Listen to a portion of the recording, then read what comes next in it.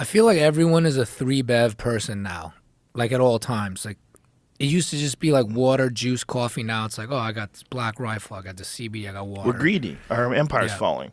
I want coffee, a glass of wine, and a bottle of water. Let's go. Squeeze juice. Whatever I want. I'm gonna be here for a while. I want different things to try. Yeah.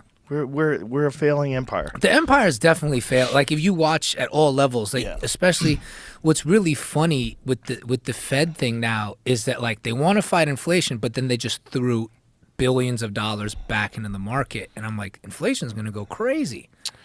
I don't see a way where this levels out and becomes something that we can all say is like a reasonable system. No. That's what scares the shit out of me. I think all the pricing's out of whack. It's going to stay out of whack because the economy just wants to keep going and it won't stop. Yeah, that's what's wild about growth, like constant, never-ending growth, just bigger, bigger. It's kind of wild that all corporations kind of operate on that mentality, right? Like if you're a shareholder for whatever company it is, like a really successful company like Apple, you want them to do better next quarter. Like, hey, you guys should be doing better. Like you have to do better. Like this company's worth like fucking $8 trillion. We're like, let's come on, guys.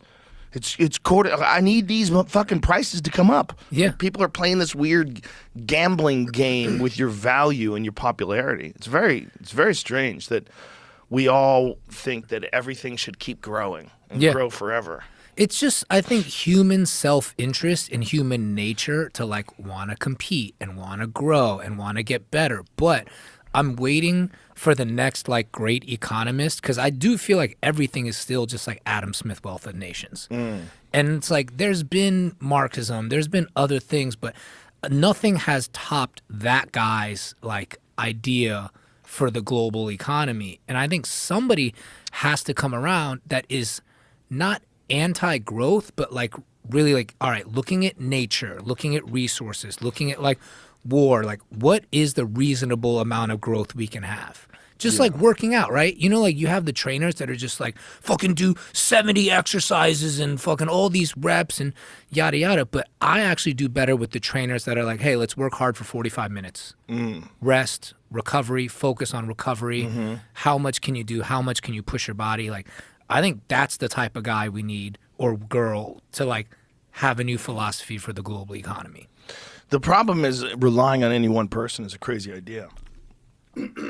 Yeah, not relying, but like to have the idea, to have like a vision. Yeah, but that would be nice. But I feel like one of the problems, one of the problems with our system is that we're always looking for a leader. So this person comes in, they're a president for 4 years, and then they have to try again, and then they get it for 8 years. So when they come in, they come to the most important job in the world, but they're new. They're noobs.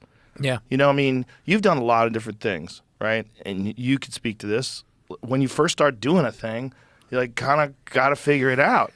But if it's the most important job in the world with international consequences and nuclear war rides on it and the economy rides on it and pandemic response and international relations and a porous border, and you just come into the job new. Yeah. You just come in, as soon as you come in, they're already thinking about re-election. Yeah, immediately. Yeah, they're like, you think he'll run in 2024? Oh, it's Sleepy Joe? No, I mean, that's what they say. Yeah, no, exactly. Yeah. Yeah. But like, I really think the re-electing of people, we need longer terms, but then also I wouldn't sign up for that until we really get a hold of the SPAC shit and the like gerrymandering, because the whole system's just really broken right now. The systems are very broken. They need to figure out a way to get money out of it, and it's too late.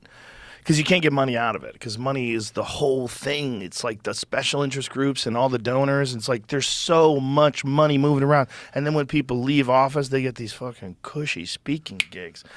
Eddie, get in on some of that money. Obama trading being the president for being an influencer is the most comedic shit ever. I'm like, who the fuck needs your playlist? Like, I loved Obama. I was the first one to print Obama t-shirts and support him. Once he was in office, I feel like he didn't come through on a lot of the things. He didn't come through on a lot of things, but I think Putin spoke to that. Yeah. Putin spoke to these guys, all have these ideas until they get into office, and then the real people who run the country have a conversation with them. He goes, they come in suits like mine, but with black ties, and they tell them, you're not doing anything.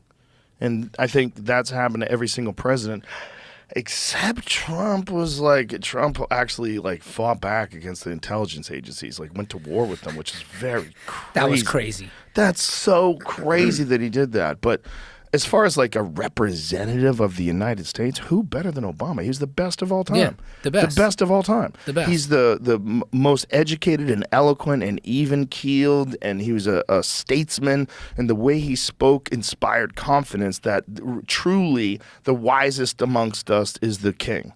That's what we want. And then that's what you realize is like what you're voting for as president is not actually a get-it-done person. It's a figurehead, just like the Queen of England, you know. It would be nice if they were both. Yeah. But the thing is, like, I don't think they get to be. I don't think they'll ever tell the truth.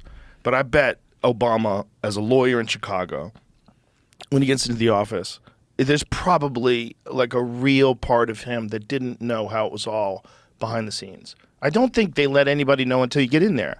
I don't think it's, why would they? Yeah. Why would they? I think they explain to you. I think they sit you down and show you some fucking horrific facts about the world and show you what we're trying to stop and what's currently going on all over the place. And here's what happens if this goes down. Here's what happens if that goes down. We have to be careful of this. We have people in here. We have people that infiltrated this group. I mean, somebody wrote this on Twitter. There's more FBI informants in the Proud Boys than there are Proud Boys.